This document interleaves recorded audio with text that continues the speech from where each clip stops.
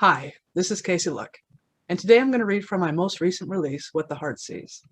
We're actually going to get into chapter 4.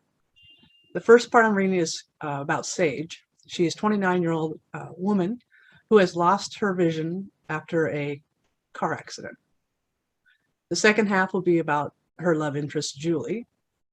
Julie is a Wall Street broker who has come on hard times, let's put it that way.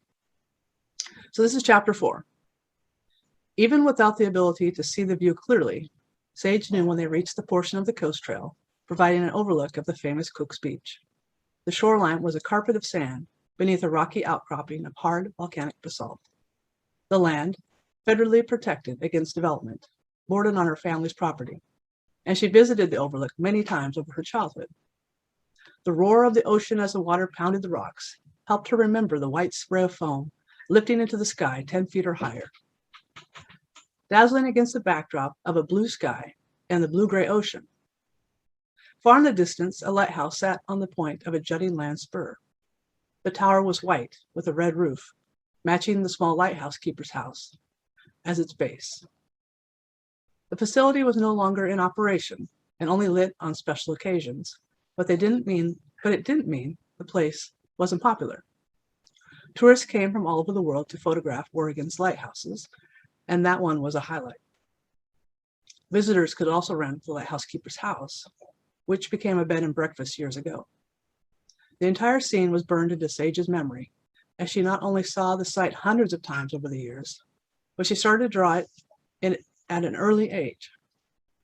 Later, she turned to watercolors, and finally to acrylics.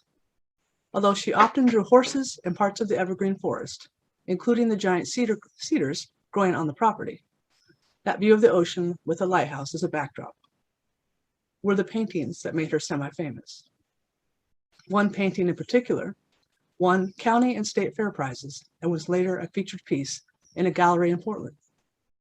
Somehow, she managed to catch the spray of water in a perfect moment, with sunlight shining through the droplets to make a rainbow over the black rocks, all with the bright white and red-roofed lighthouse as a backdrop. The sky had been cloudless and startling blue, which made the scene all the more breathtaking. She named it Trick of the Light. Second part. This is Julie. Excuse me. Her mind churning with the uncertainties of what happened to her life, Julie rode the subway to the outskirts of the city. She was buying time away from her office and her condominium. In typical New York City fashion, no one gave her a second glance, which was exactly her plan. As the subway train emptied the farther she traveled from downtown, she found an unoccupied section of seats and made 3 phone calls. One was to her accountant, and his news was not good. After a quick check on his computer, Julie heard the man growl with frustration over the phone. "The Fed's got to everything. Your assets are frozen," he said. "Until this is sorted out, you can't do a thing with your money." Her second call was to her attorney. He was a longtime friend, and they had gone to school together at Columbia.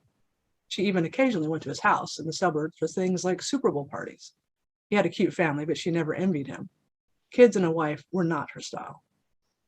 When he suggested she come to his office to turn herself in immediately, she balked at his comment. Before Julie could ask his reasons, there was whispering, and she realized the man was not alone.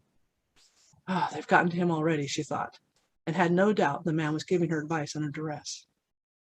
His advice was probably more like to get the hell out of town and find a cave to hide in until it all blew over.